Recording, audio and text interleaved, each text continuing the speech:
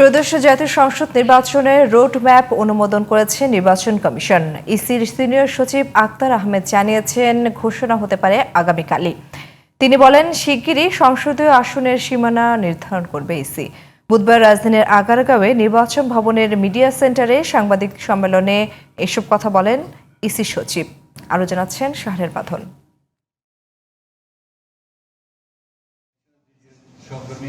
নির্বাচন ভবনে সংসদীয় আসনের সীমানা পুনর্নির্ধারণের আপিলের উপর শুনানির শেষ দিন ছিল বুধবার। এদিন রংপুর, রাজশাহী, ময়মনসিংহ, ফরিদপুর ও সিলেট অঞ্চলের দাবি আপত্তির উপর শুনানি অনুষ্ঠিত হয়। শুনানির প্রথমার্ধে রাজশাহী ও রংপুর নিয়ে মিশ্র প্রতিক্রিয়া জানায় রাজনৈতিক নেতৃবৃন্দ ও স্থানীয় জনগণ। সুজানগর এবং বেড়া এই উপজেলা দুটি কিন্তু ভৌগোলিকভাবে, কৃষ্টি কালচারগতভাবে, ব্যবসায়িকভাবে অনেকটা একই রকম। যৌক্তিক দাবি ছিল, যৌক্তিক বিষয় ছিল, সেটা হলো আপনার বেড়া এবং সুজানগর মিলে একটি আসন হবে। সীমানা নির্ধারণী আইন রয়েছে 2021, যেটাকে 2025 সালে আপডেট করা হয়েছে।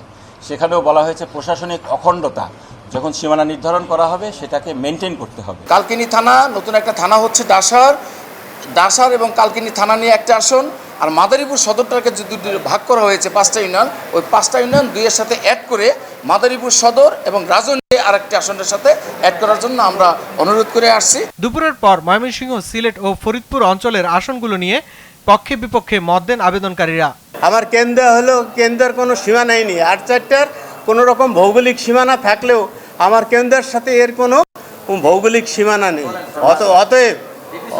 অতএব যাতে আমরা নির্বাচন কমিশনকে বিষয়টি বুঝাইতে সক্ষম হয়েছি। ওনারা আমাদের কথাবার্তা শুনছেন এবং আমাদের এই যে 25, 26, 27 যে ওয়ার্ডটা এক আসনের সাথে ছিল, এইটা রাখবেন ইনশাল্লাহ, আমরা আশাবাদী। চরপদর্শন সদরপুরটা হচ্ছে এটা চর অঞ্চল এবং গরিব মানুষের অঞ্চল। এর প্রতিনিধিত্ব নিশ্চিত করতে হলে এটাকে আলাদা রাখতে হবে। আমরা আগে যে ছিলাম ফরিদপুর 4, সদরপুর চরপদর্শন এবং ভাঙ্গা 5, ওটাই থাকবে এই সাবমিশন আমাদের। কারণ হলো আমাদের 7টা ইউনিয়ন হলো যে পদ্মার ওপার আর এর ওপার। চরপদ্রাসন, সদরপুর এবং ভাঙ্গা 3টা মিলিয়ে একটি আসন করা হয়েছে।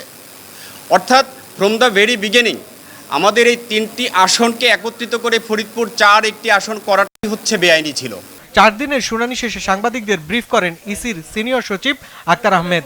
বলেন, শিগগিরই সীমানা পুনর্নির্ধারণ চূড়ান্ত করা হবে আর নির্বাচনের রোডম্যাপের প্রস্তুতিও সম্পন্ন করা হয়েছে বলে জানান তিনি। মতামত যেটা পেয়েছি সেগুলো আমরা লিপিবদ্ধ করেছি এবং লিপিবদ্ধ করে এখন আমরা পর্যালোচনা করে যত সম্ভব শীঘ্রই আমরা চূড়ান্ত তালিকাটা প্রকাশ করব। আগামীকালকে ইনশাআল্লাহ আরো ভালো কিছু আরো বাড়তি কিছু তথ্য দিব। সীমানা নির্ধারণ শুনানিতে প্রথম দিনের হাতাহাতির ঘটনা প্রসঙ্গে ইসির সিনিয়র সচিব বলেন, এটা অপ্রত্যাশিত এবং অনাকাঙ্ক্ষিত। এটা অত্যন্ত অনাকাঙ্ক্ষিত, না হওয়াটাই বাঞ্ছনীয় ছিল এবং কাম্য ছিল। এটাও আমাদের জন্য একটা লেসন যে অনেক কিছুই অনাকাঙ্ক্ষিত জিনিস সামনে এসে পড়ে জীবনে, এটা পার্ট, কিন্তু এটা না হওয়াটাই ভালো ছিল এবং এটা আমাদের জন্য সবার জন্য একটা দুঃখজনক ঘটনা। শাহরিয়ার বাঁধন, জিটিভি নিউজ, ঢাকা।